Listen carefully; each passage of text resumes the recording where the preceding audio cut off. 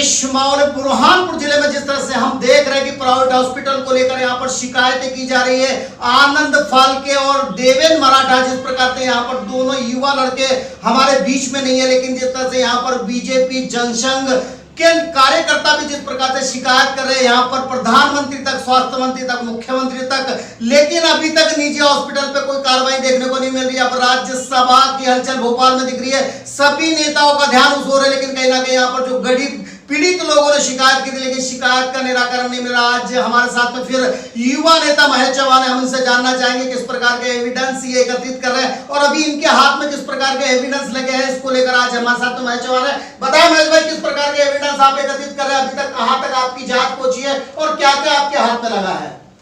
यह पत्र है मेरे पास मुख्य चिकित्सा अधिकारी बुरहानपुर का, जो कि 25 जुलाई 2019 का है। 25 जुलाई 2019 तक तो इस अस्पताल को परमिशन नहीं मिली थी और इसके पूर्व जो जांच अधिकारी थे राजेंद्र वर्मा, वो वहाँ बिल्डिंग को देखने गए थे ताकि उनकी परमिशन आगे दी जाए, लेकिन वहाँ राजेंद्र वर्मा को डराया गया, धमकाया गया, क्योंकि कुछ अनियमितताएं और उस बिल्डिंग में कमी थी, जिसके चलते उन्होंने वो कमियां गिनाई और बताया कि इस हॉस्पिटल को परमिशन नहीं मिलती। उसके पश्चात पूर्व विधायक रविंद्र महाजन जी ने सीएम हाउस भी इसकी शिकायत की थी और फिर वहां पर जो टीम गई थी स्वास्थ्य विभाग की, उसको डरा धमका कर एक नेता द्वारा वहां से भगा दिया गया। कहीं ना कहीं इस अस्पताल के जो संचालक है वो पिछले कई वर्षों से देख रहे होंगे मीडिया के माध्यम से, या हम लोगों को जान पड़ता है कि किस प्रकार वहाँ आकस्मिक मौतें होती है और किस प्रकार पैसों के लेन देन के चलते वो एक दूसरे में बंदरबाट कर लेते हैं और अधिकारियों को खरीद लेते हैं। यहाँ पर जिस तरह से हॉस्पिटल से, सरकारी हॉस्पिटल से किस प्रकार की वस्तुएं भी दी जा रही, किस प्रकार का सपोर्ट भी दी जा रहा है यहाँ पर? मुझे जानकारी मिली है कि शासकीय हॉस्पिटल का वेंटिलेटर इस निजी अस्पताल को दिया गया। मैं ये बताना चाहूँगा कि बुरहानपुर एक पावरलूम मजदूरों का शहर है और केली के किसानों का शहर है, जो कि गरीब शहर है। फिर भी यहाँ पर हमारे जो शासकीय हॉस्पिटल है, उस हॉस्पिटल से वेंटिलेटर दिया गया और उस प्राइवेट हॉस्पिटल ने उस वेंटिलेटर का किराया बेचारे गरीब दीपक मराठा और आनंद फाल्के जैसे युवाओं के परिवार से लाखों में लिया।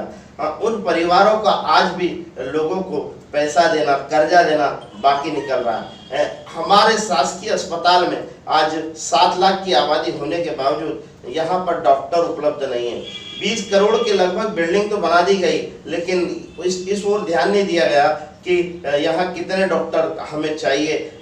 7 लाख की आबादी में ग्रामीण क्षेत्र भी आता है, जो कि बहुत दूर से, डेढ़ तलाई से, धुलकोट से जो गरीब लोग यहाँ आते हैं, आदिवासी अंचल से भी लोग आते हैं, उनको सेवाएं उपलब्ध नहीं हो पाती और कहीं ना कहीं इनके साठगांठ के चलते प्राइवेट हॉस्पिटलों को फायदा होता है और यहाँ के जो पीड़ित है, जो मरीज है, वो वहाँ स्थानांतरण कर दिए जाते हैं। अगर किसी प्रकार की कार्रवाई हॉस्पिटल पे नहीं होती तो किसी प्रकार का कोई आंदोलन परिवार को लेकर आप करेंगे?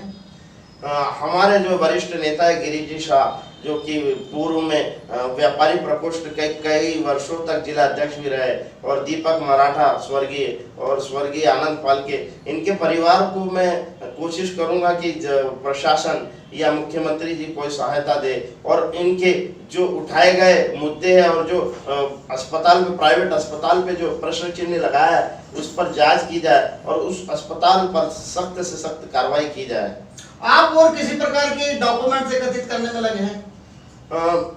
हॉस्पिटल संचालक द्वारा यह बताया गया कि मेरे यहाँ 40 डॉक्टरों की एक टीम है और इस टीम के माध्यम से वो बहुत ही अच्छी बुरहानपुर को विश्व स्तर की सेवाएं देना चाहते हैं। मैं बताना चाहूँगा कि इनके द्वारा जो पॉम्पलेट, जो ऑल इज वेल की फेसबुक प्रोफाइल पर मैंने देखा, तो उसमें 20 डॉक्टर तो इनके द्वारा बताए गए, जिसमें कुछ डिप्लोमा धारी भी है। तो आप 40 बता रहे हैं और यहाँ 20 है, तो कहीं ना कहीं आप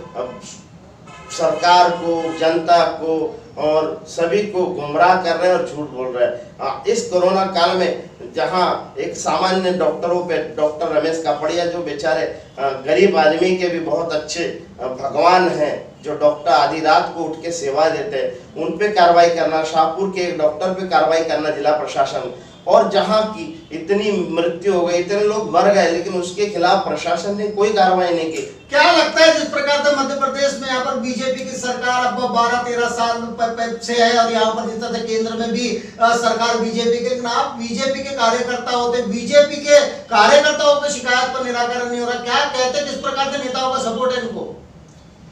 कहीं ना कहीं ये पैसे से धनाढ्य व्यक्ति है और यह प्रशासन के व्यक्तियों को पैसा ले दे के बात को दबा देता है। हम देखते हैं कि किस प्रकार इसने करोड़ों रुपए की बिल्डिंगें बना ली है और ये अंधेर नगरी चौपट राजा वाला काम हो रहा है कि गरीब लोगों को लूटा जा रहा है और हमारे बेचारे जो गरीब लोग हैं आज भी। मैं आपसे क्वेश्चन कर रहा हूँ, नेता कहीं ना कहीं यहाँ पर लग रहा है कि जिस तरह से बीजेपी के सांसद है, यहाँ पर पूर्व मंत्री भी है, लेकिन यहाँ पर ऐसे बीजेपी के कट्टर नेता होने के बाद भी इस हॉस्पिटल पे तो क्या मिली भगत लगती है? सांसद महोदय और पूर्व महापौर महोदय ने हमें साक्ष्य मांगे हैं और वो साक्ष्य इकट्ठा करके हम देंगे। उसके पश्चात उन्होंने आश्वासन दिया है कि मुख्यमंत्री से बात करके इसकी अनुमति की हम चर्चा करेंगे कि किस प्रकार इसको अनुमति दी गई या इस अनुमति देने में किसी अधिकारी द्वारा कोई अनियमितता या कोई भ्रष्टाचार तो नहीं किया गया। ऐसी मेरी बात माननीय सांसद महोदय और पूर्व महापौर हमारे अनिल भाई भोसले जी से हुई है।